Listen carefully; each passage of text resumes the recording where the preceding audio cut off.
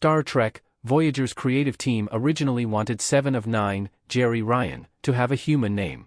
First introduced in the premiere episode of Voyager Season 4, 7 rapidly rose to become one of the most popular members of Voyager's cast of characters during the show's run. This was partially thanks to Jerry Ryan's stellar portrayal of 7, and partially thanks to the character's unique backstory as a former Borg drone who was assimilated at such a young age that the Borg were all she remembered. The Star Trek timeline had explored other drones who had been separated from the collective before 7 came along, such as Captain Jean-Luc Picard, Patrick Stewart, or Hugh, Jonathan Del Arco. However, most of these characters were adults when the Borg assimilated them, and their previous memories and personalities reasserted themselves easily once they were rescued from the Borg. 7 was a singular case in that she actually felt more comfortable with the Borg aspects of her life, including her name. Why Star Trek, Voyager kept 7 of 9's Borg designation instead of her human name. 7 chose to go by her Borg designation when she had a choice. Although they had planned to give her a permanent human name, Star Trek, Voyager's creative team instead chose to keep 7's Borg designation.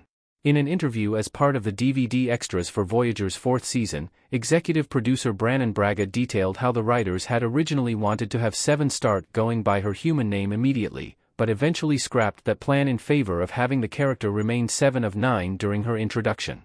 Braga asserted that this was done to set 7 apart, but her Borg designation also makes sense narratively. Read Braga's full quote below. While 7 of 9 was undoubtedly 7's true name, Voyager still established that her human name before she was assimilated was Annika Hansen. Doing this allowed Voyager to explore the dichotomy between 7's old and new lives, and lend credence to the fact that she was no longer the little girl she had been when she became Borg. While 7 having both a human name and Borg designation was needed for continuity, her choosing a third option like 7 instead of either her full human name or full Borg designation beautifully illustrated her character growth throughout Voyager's last 4 seasons.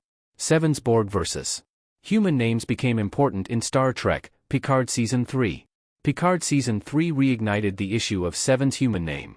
A collage of 7 of 9 and Captain Liam Shaw from Star Trek, Picard Season 3 on a purple starfield background. However, 7 renouncing her human name didn't mean it didn't still come into play in her story. While Annika Hansen was only occasionally referred to on Voyager, 7's human name returned in Season 3 of Star Trek, Picard in 7's initial rivalry with her superior, Captain Liam Shaw, Todd Stashwick.